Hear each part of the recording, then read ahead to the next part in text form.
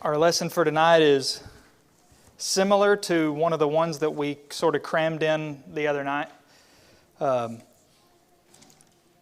related to when Jesus comes. We looked at Matthew 24 in a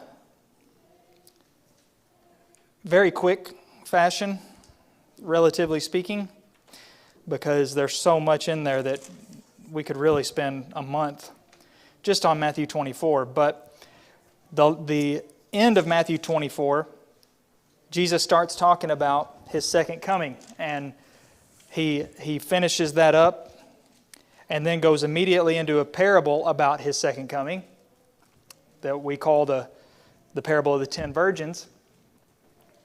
And then He goes immediately into a second parable about His second coming called the parable of the talents, which is our text for tonight, Matthew 25, 14 through 30. So the middle portion of Matthew 25. Speaking of which, what are some of your talents for you to think about and consider? What responsibility does a person have based on his talents, if any? That's going to play a big role in our text and our lesson study here tonight. So, like I said, the disciples ask about the destruction of Jerusalem. Jesus described that, goes into His second coming. Not going to be any signs, so you need to be ready. And that was a key to everything He says from Matthew 24, 36 through 51, and Matthew 25, 1 through 13 so far, and slightly different angle in this parable of the talents. So, whereas in the parable of the 10 virgins, it was more about being ready when Jesus comes, and the parable of the talents is more shifting towards what should you be doing in the meantime. So Alfred Edersheim referred to the 10 virgins as being a reference to their personal state, whereas the parable of the talents is about their personal work. The former is about welcoming Jesus when He returns by being ready. This parable is about the fact that they are going to be servants. They are represented as servants who are going to have to give an account of their stewardship. So a little bit different focus, but still the central theme is I'm leaving and I'm going to come back, and here's some things that you need to understand about that. Make sense? It probably didn't make a whole lot of sense to them, but hopefully so far to us it does. Be ready, now be working, or what to do in the meantime. We'll just start by reading the parable here, the whole thing. Matthew 25, starting in verse 14. Just Matthew 25 tonight, the only place where this is recorded. He says, "For it will be like a man going on a journey, who called his servants and entrusted to them his property. To one he gave 5 talents, to another 2, to another 1, to each according to his ability. Then he went away. He who had received the 5 talents went at once and traded with them, and he made 5 talents more. So also he who had the 2 talents made 2 talents more. But he who had received the 1 talent went and dug in the ground and hid his master's money. Now after a long time, the master of those servants came and settled accounts with them. And he who had received the 5 talents came forward, bringing 5 talents more, saying, 'Master, you delivered to me 5 talents. Here I have made 5 talents more.' His master said to him, 'Well done, good and faithful servant. You've been faithful over a little. I will set you over much. Enter into the joy of your master.' And he also, who had the 2 talents, came forward, saying, 'Master, you delivered to me 2 talents. Here I have made 2 talents more.' His master said to him, 'Well done, good and faithful servant. You have been faithful over a little. I will set you over much. Enter into the joy of your master.' He also, who had received the 1 talent, came forward, saying, 'Master, I knew you to be a hard man, reaping where you did not sow, and gathering where you scattered no seed. So I was afraid, and I went and hid your talent in the ground. Here you have what is yours.' But his master answered him, 'You wicked and slothful servant. You knew that I reap where I have not sown and gather where I scattered no seed? Then you ought to have invested my money with the bankers, and at my coming I should have received what was my own with interest. So take the talent from him and give it to him who has the 10 talents. For to everyone who has will more be given, and he will have an abundance. But from the one who has not, even what he has will be taken away. And cast the worthless servant into the outer darkness. In that place there will be weeping and gnashing of teeth.'" All right, first things we see here in the first 2 verses, responsibility and risk. So the responsibility. We have a master, or a man it says, but he's the master, a lord of slaves. He has slaves. And by the way, seeing as the disciples are in view here, that means we're slaves. We're God's slaves, and we need to see ourselves as God's slaves. So in the parable, this man calls his slaves, servants, bondservants, slaves, before he goes on a journey, and he entrusts to them his property. One servant, slave, he gives 5 talents. Okay, notice, first of all 3 of these representative slaves received something. They got something. He didn't hand it over so that they could, safely keep it. He handed it over to them for them to do something with it. So what did he give them? Well, respectively, one, he gave 5 talents. Well, we have to look into what a talent is, okay? Because I think a lot of confusion can occur sometimes, because that's a word that we all are very well familiar with, but it has nothing to do with this word. Talent, is different the way we use it than what is talking about here. How can a master give somebody talents? Well, we know how God could give us talents because God is God, but this man was just a man. Well, a talent was a unit of currency in the ancient world. Nobody knows exactly how much it was, but apparently it was pretty high. It was a pretty large sum, comparatively or relatively speaking. It depended on what metal is involved, obviously. A talent could be of gold, or a talent of copper, or a talent, of iron, so that would obviously make a difference. Silver, gold, copper. But according to one measurement, it's about 6,000 denarii. What's a denarius? A day's wage, okay? 6,000 of them, that's a lot of money. The point is, we're talking about big money here, not pocket change, which maybe doesn't make much of a difference in the overall point of the parable, but it's a lot rather than a little. The next thing that we're naturally going to do is try to figure out what these monies represent in the parable, because that's what we do with parables usually, is we want to pick them apart and find, okay, the man is this, and I've done this before, and sometimes it's good to do that, but mainly we need to just, for now, keep in mind they all got something, but that the key point, in my opinion, is that they all got a different amount. That is what I consider to be the key, maybe not to understanding the parable, but to not misunderstanding the parable. This is where it differs from the parable of the pounds.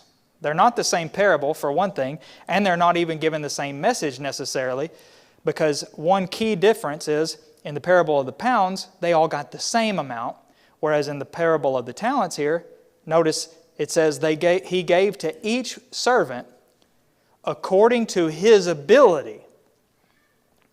So if nothing else, that tells me that the talents here don't represent necessarily talents like we have. My talents. Although that's such an easy application because the word works, it fits, it's the same word, and it just seems so natural. But I would consider ability and talent pretty much the same thing. So that would be, he gave each a certain amount of talents according to his talents. But he gave these talents according to his ability. So whatever the talents are going to be representing, the master gave the slaves a certain amount, a different amount, based on their individual personal capacity and ability. That's very important. So just tuck that away, because we'll be coming back to that for sure. Now,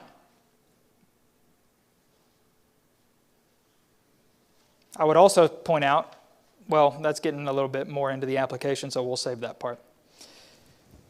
There's risk involved, isn't there? Anytime you're talking about some sort of investment, which that's kind of what this is. Not in the way that the master later will say you could have at least invested it, but they're expected, obviously, to take this money, whatever their master gave them. Here's what my master has given me. I have to do something with this. Obviously, when you're talking about money and property, the idea is I should have more than this when he comes back. Because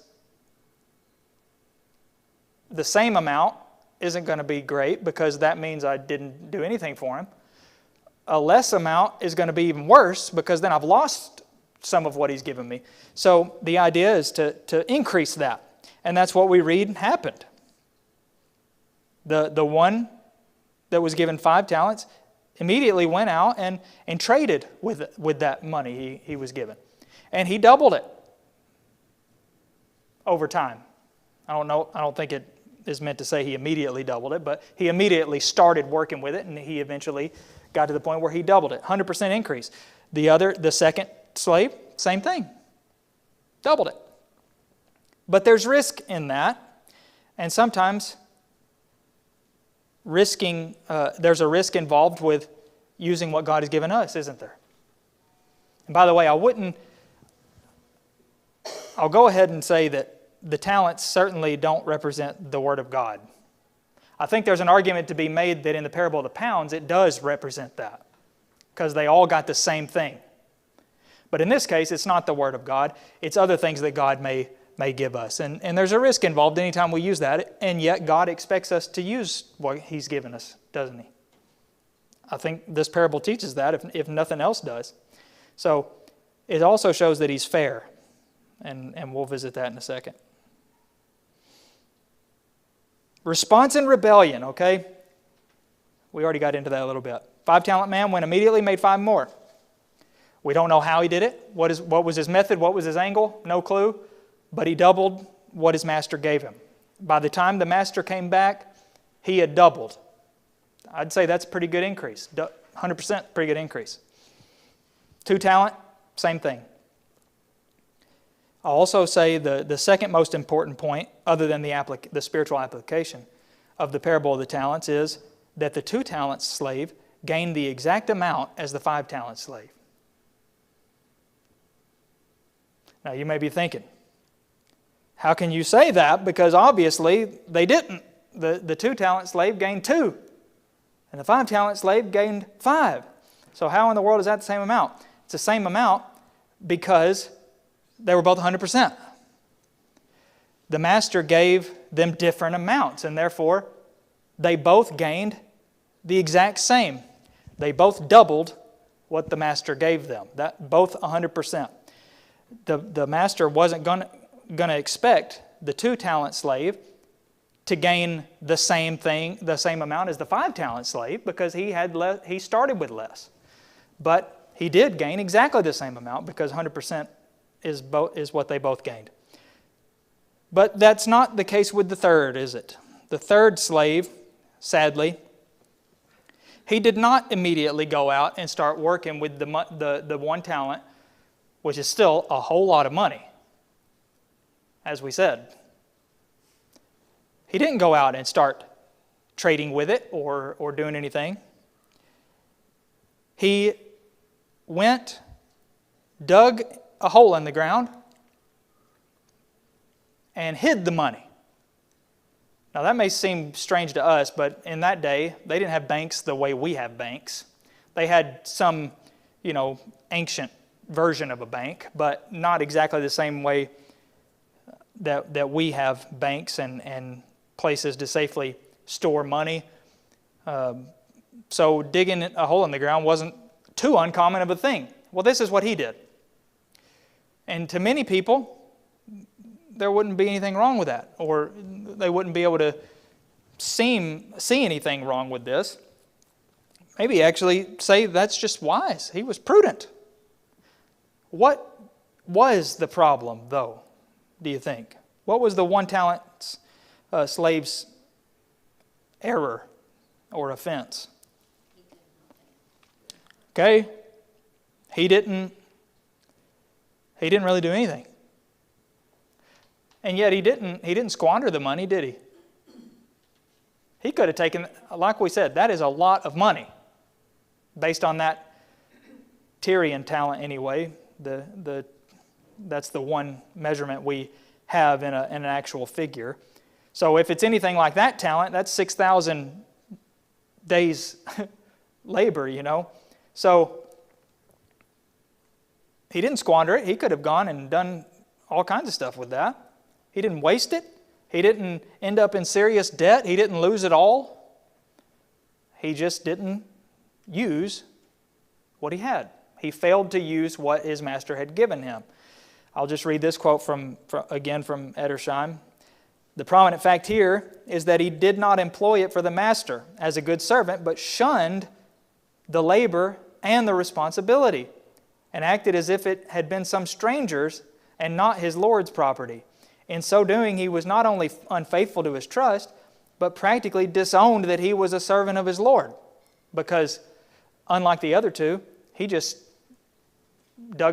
hid it in the ground, and I guess the whole time his master was gone, he didn't think anything of that. So he sort of, more or less, just pretended like it never happened.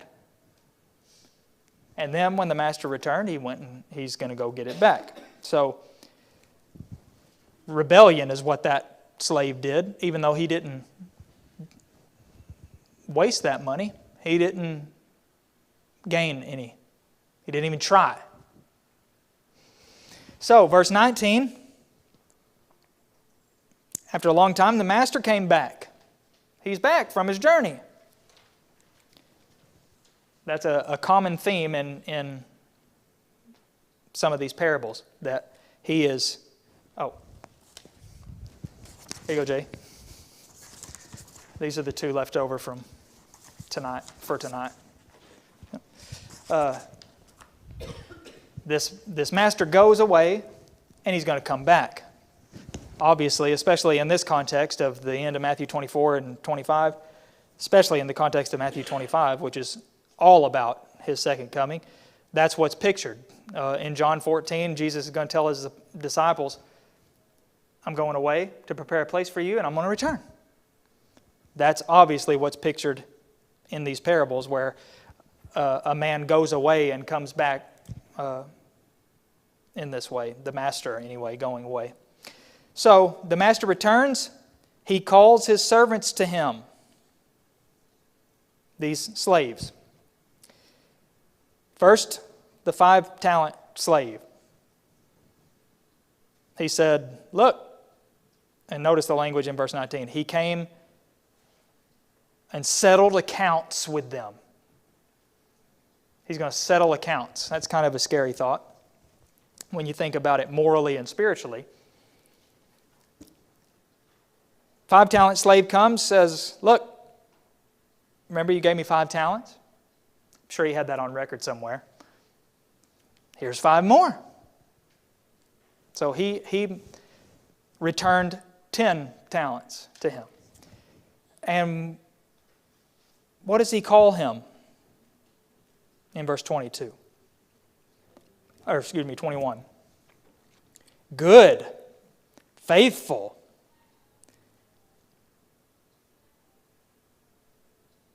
Pretty good words. That word translated good means exactly what we might think, pertaining to meeting a high standard of worth and merit. It's one of those things that we would kind of shy away from and say, wait, nobody's good. Nobody's worth any merit or anything like that. Well, not according to the master here and this slave. Same will be true in the end. Good and faithful. Because you've been faithful over a little, I'll set you over much. Enter into the joy of your Lord. 2-talent slave comes up. Same thing. You gave me 2. Here, look, 4. All yours. Same response. Good, faithful servant. You've been faithful over a little, I'll set you over much. 100%, 100%. But then the 1-talent man comes up.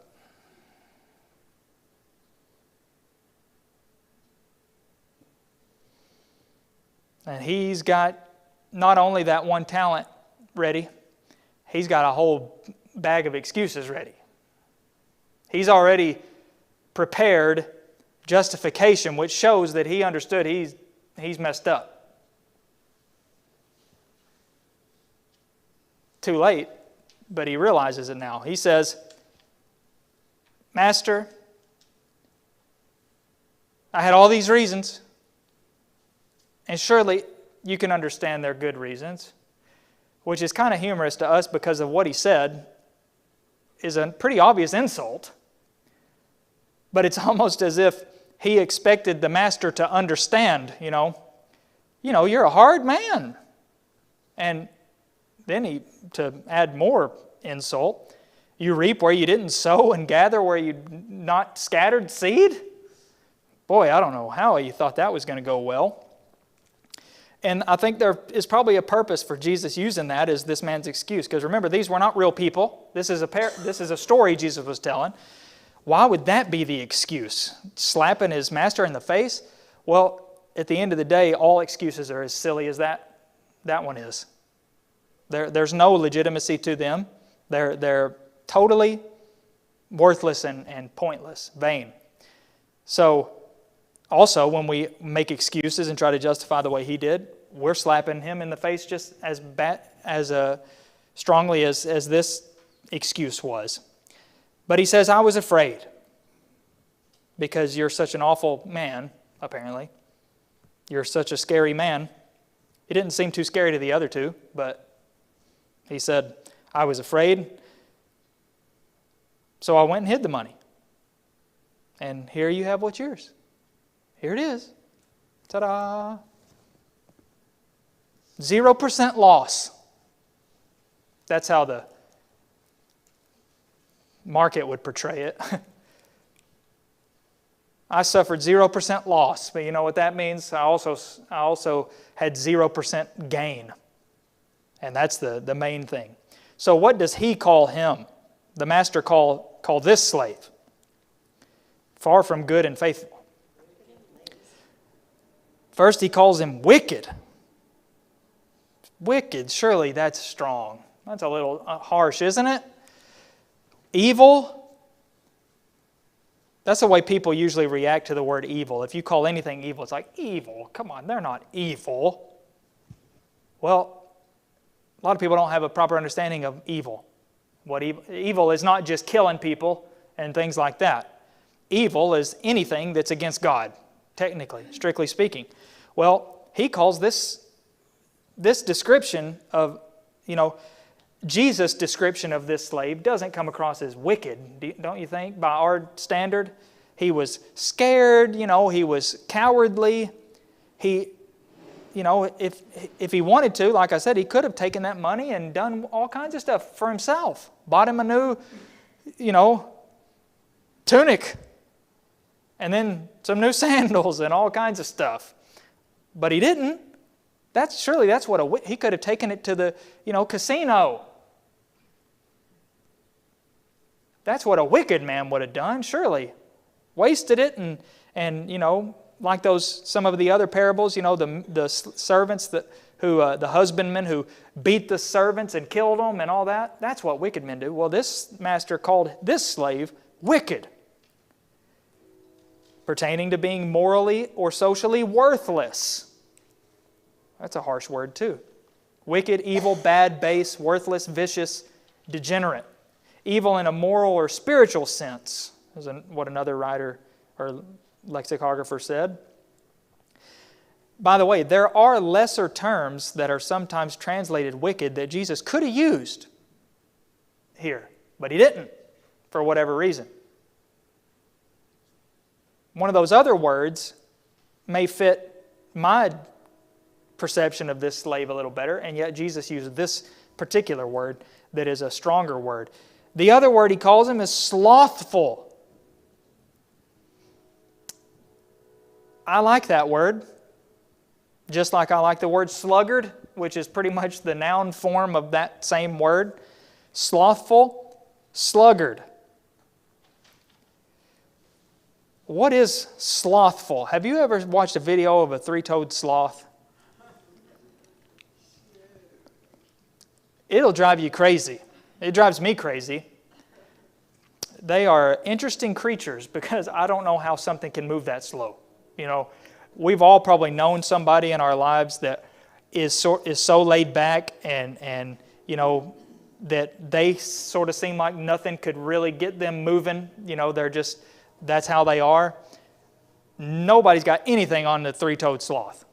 So when I hear the word slothful, that's the first thing I think about, is the video that I saw on YouTube or something where a sloth is crossing the road and all these people are waiting for it, and it is the most painful. You would think it was in slow motion if you didn't know better.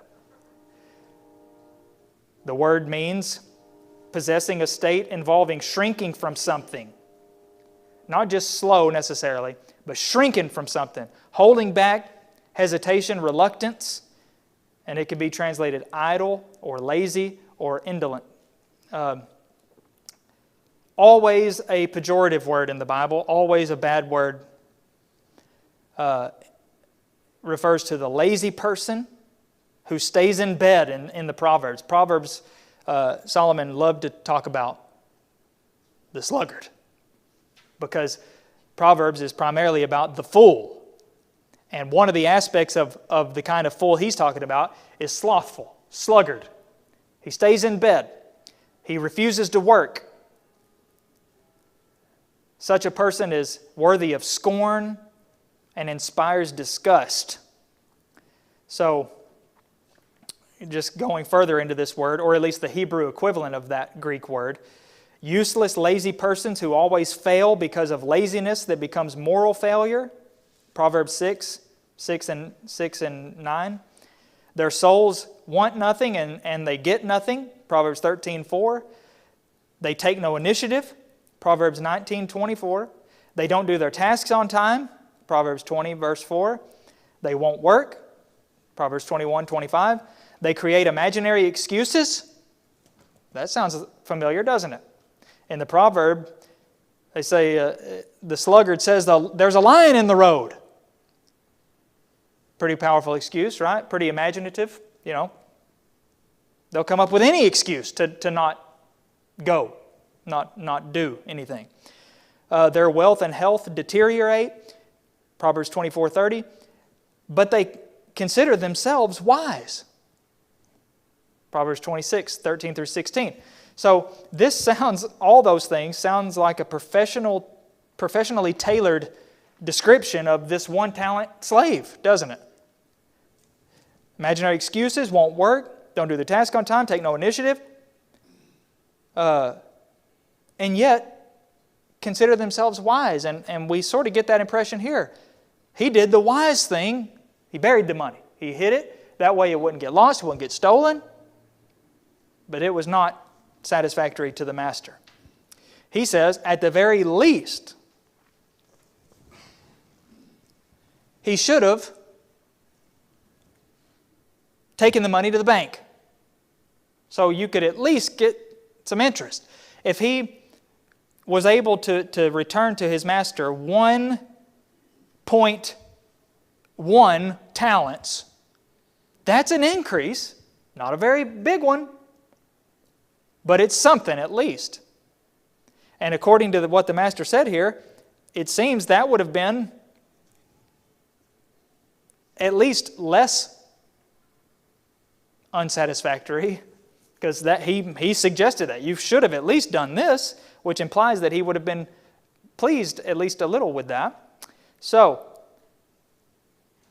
we can't help but emphasize again, this slave's offense was not stealing the money, throwing it away, or otherwise losing it, but he simply did nothing. Did nothing at all. Yes, sir. I was wondering if this one talent man, if his master would have been pleased, if at least tried and failed to gain anything. Yeah, it makes you wonder, doesn't it? Even if he would have tried, then that's what he could have said, you know. He still had the money to get back. Yeah, he'd give him the one, but he said, Master, I really tried my best. He didn't make an attempt. Yeah, I think that was the problem. It wasn't just that he didn't gain any, it was that he didn't even try. He literally did nothing with the money. Now, it wasn't that he was expected to put in his own money or anything like that. The master gave him the money. So he should have been trying. But he didn't try. And I can't help but assume that if that had been how it went, Master, I tried. I give you my word. I did everything. I tried my best, but I just couldn't turn it into anything else. I couldn't do anything. I couldn't gain. Then the master, would have been appreciative that he tried. But he, condemned himself, basically. Said, I hid the money, didn't even try. Here it is. Give your money right back. That's not why he gave him the money, was it? He didn't need him to hold on to it. He gave it to him because he expected him to work with it, to do something with it, and he did nothing with it. And that was his offense. So, excellent point. Yeah, he didn't even try, but the master probably would have been pleased if he had at least tried. But I think, besides that, an application is that when we use what God has given us, we will see fruit if we truly use what He's given us. Then there will be an increase, and that's probably why that aspect wasn't really included in the parable. Although, looking at this spiritually of Jesus' return in the end, we know from other teachings, trying is what He wants. He expects. We can't force people to do anything, but we can force ourselves to try. Yeah, Dean? I think too, as you mentioned about 5 and 2, that gave 100%. I think that's what God and Christ expects us as Christians to give 100%. Yeah. And in our everyday life and everything, we know that as we grow, we know we are to bear fruit. And that's what Jesus expects. And He expects us to increase, give 100%. Mm-hmm. And when we see individuals, like especially athletes and that, when they only give or doing it just haphazardly participating in the sport that they're doing, well, okay, that's not what God wants. Yeah. He wants us to use our abilities and do it right. Give Him 100%. That's what He expected of us. Because that's like you said, that's what the 5-talent man, he gained 100%. Mm-hmm. 2 talent, 100%.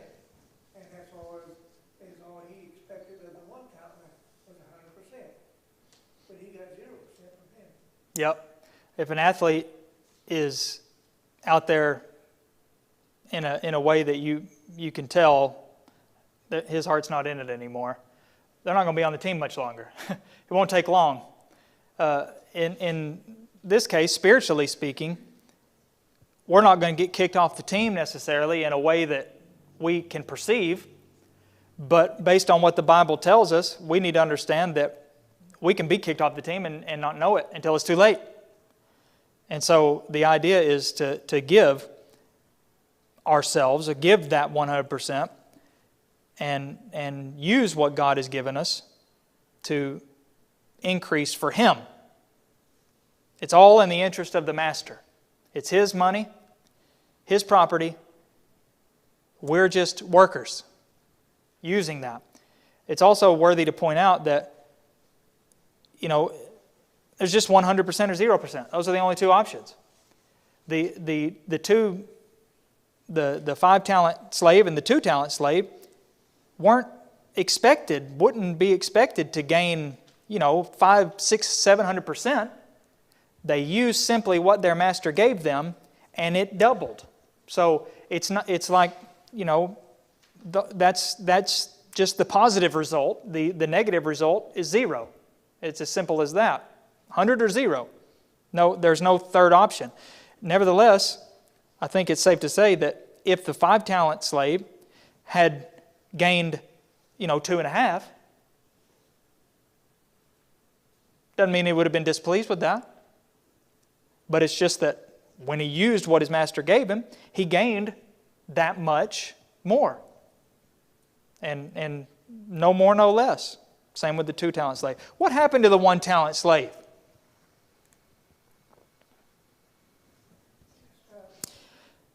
This is where the parable takes a turn. Well, it doesn't really take a turn, but it's the atmosphere seems to change a little bit. First of all, he was going to lose that anyway because he was turning it in. But he said, take that and give it to the 5-talent, or the 10. He's 10-talent slave now, it seems. And they said, Master, he's got 10 talents. Well, doesn't say that in this parable. But take it, give it to him as the 10. Everyone who has, more will be given. He's already said that in the commendation. You've been faithful over a little, I'll put you over much. So, anybody that has, he'll be given even more. He'll have abundance. But the one who does not have, nothing. Even what he has.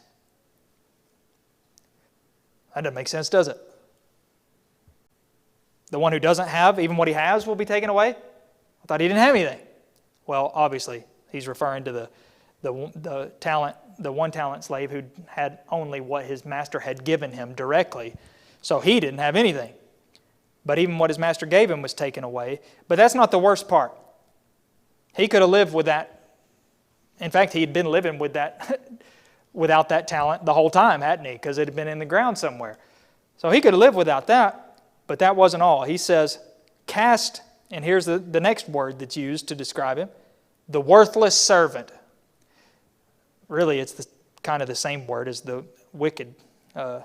Worthless was one of those translation possibilities. Cast that worthless servant into the outer darkness. It's that place where there's going to be weeping and gnashing of teeth. And again, only one place that Jesus uses that descriptive phrase to refer to, and that's eternal damnation, eternal hell. Not a good fate. Not a good result. The same will follow those who let fear get in the way of their following Christ. Remember, Revelation 21, 8? 7 or 8, somewhere in there. All these sinful, wicked people that will not be in heaven, and the fearful are in there. Cowardly. Right in there, in a big sandwich there, submarine sandwich of fornicators and adulterers and murderers and liars. You got the cowardly in there. Surely they shouldn't be there. Fearful. Am I getting it mixed up with another verse? Oh, cowardly. Yeah, I was looking. So it's not in the middle of the sandwich. It's the first one mentioned. So yeah, the cowardly, the faithless. I think those two go hand in hand in this parable, at least in this concept. So what does this mean for us? Well, if the master is Jesus, which he clearly is, he's going away, he's going to come back, he has given us things. Now, again, I'll say this is where it differs from the parable of the pounds, where everybody's given the same thing and he expects people to work with that. In this case, it differed each according to their own personal abilities. God is fair and just and understanding. He does not expect, He's not going to call you to give an account based on my abilities, and He's not going to expect me to give an account based on your abilities. That wouldn't be fair. If somebody is going to judge my basketball stats based on Michael Jordan's skill level, I'm not going to look good at all. I'm going to look even worse than I actually am. Nobody would judge, nobody, or what, LeBron James, he's no Michael Jordan, but I guess if he's still playing, is he still playing? I don't know. Or still getting paid at least. Somebody subs me in there for him, bad day for the team. People are going to be like, what is this? Because I can't fill those shoes. What am I doing there? Well, spiritually, God is going to expect people to give an account based on their own abilities, what they are capable of. He doesn't expect us and won't judge us according to what we're not capable of, but what we're capable of. Yes, sir. One time me and Jenny, we went to Mammoth Cave, Kentucky. I don't know if you know what that is. Yeah. Mm-hmm. The tour guide, we went down into the deep part of the cave and he said, well, you're going to now experience what cave darkness is like. Yeah. It might have been about a minute or less when he turned the lights off. Dean was standing right next to me. I couldn't see him. I couldn't see anything. Yeah. I think what outer darkness would be worse than that. Yeah. We've all been in the dark, but I've never been to Mammoth Cave. We're from Kentucky, sadly. I've never been to Mammoth Cave. But I've heard about that, and we think, if you've never done that, you think, well, dark is dark, I mean, it's either dark or it's not dark. I've been in the pitch dark before. You go into a room with no windows, you shut the door, and that's that. Apparently it's not that simple. There is a darkness that's even darker. And if that darkness is that thick, I can't imagine. Nobody likes to be in the dark either. It's not comforting. It's not, it kind of makes you anxious. So I think there's a reason Jesus described it that way. It's not just because they're depicted like in the parable of the 10 virgins as being outside of the house where the lights are on, it's warm and everybody's having a good time and whatnot, and you're outside in the dark. I think it may be deeper than that. It's because darkness is unsettling and fearful, and just every bad description, fire and darkness, it's a paradox. If there's fire, it can't be dark, and yet those are the two primary descriptions of hell. So it's not supposed to make sense in an earthly physical way. It's simply one of the most painful things you can imagine, and one of the most unsettling and lonesome things you can imagine, being in the dark. It's not a good place, and you don't want to be there. But you will be there if you're like this one-talent slave. Yes, sir. And in that total darkness, you don't know whether you're standing or where you're at. Yeah. You lose all sense of reality, and that's just it. It's just like I've heard it, those fish that are in the deep, real deep, where there's no light, when they bring them up, they're blind, and also they'll swim upside down because they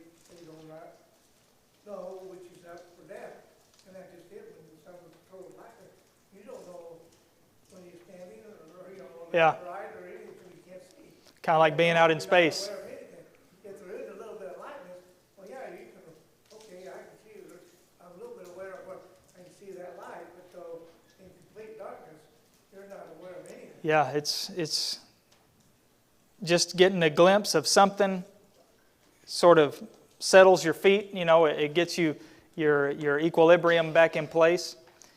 And yeah, darkness, you don't realize how much you rely on the light until you don't have it. God used it as a plague. Yeah, it was one of the plagues in Egypt, and I would say that makes it a pretty big deal. It was the 9th plague. Yeah, not even one of the early ones. It was right there near the end. The darkness was so thick they couldn't see each other, nor did they move from their place for 3 days. Yeah, nobody would move for the most part. Nobody would go anywhere. It is a frightful thing. When the master comes back, how is he going to judge my stewardship? Your stewardship? Maybe you are like the man that's hiding what his master's given him in the ground. There's a simple way to be like that man. It's the simplest thing in the world. You just don't do anything at all. Do nothing. You don't even have to go dig a hole in the ground. You just don't do anything. His sin wasn't that he dug a hole in the ground and put the money there. The sin was that he didn't do anything with the money. So he could have just done even less than what he did physically, and that was what his offense was. He did nothing.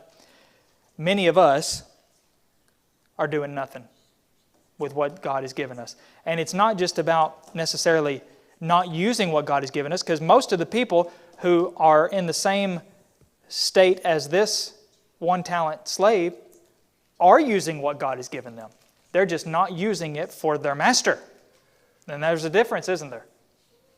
We can use our talents, our abilities, and take advantage of opportunity and not take advantage of opportunities. Yeah. If you count all your blessings and you see how many you have, to whom much is given, much is expected. And there's not one of us here that's not been blessed greatly in many, many ways. Absolutely. The Master's given us a lot. First of all, He's given us all His Word. But what we do with that Word, will be limited to some extent by our personal individual capacity. And we're not stuck with that capacity forever, because a lot of us may be, leaps and bounds ahead of where we used to be, and hopefully that's true of all of us. But the encouraging and comforting thing is knowing that God is just and righteous and holy and fair and considerate and understanding. He will not expect me to give an account based on your abilities. It's about seizing opportunities, using my talents and abilities to seize those opportunities. There's the word, the key word that I would say is a key word: opportunity. God gives us the talent and abilities, but He also throws out opportunities. Here's an opportunity. There's an opportunity. Some of the opportunities are out there for us to get. Some of them just pop up, show up. Are we seizing those opportunities? How many opportunities have we let go by the window and not tried? Well, every time we do that, we're digging a hole in the ground. And the Lord knows if we're using what He has given us to further His cause and His kingdom. And He will He will call us to give an account. So we got to be ready. Good news is, still got time. So even if you've been having that, what God's given us in the ground all these years, you can go dig it up right now and get busy. And know that God is just and will fairly judge our stewardship. And we'll see more on that Sunday, Lord willing. How to be a good steward. We're all stewards, whether we realize it or not.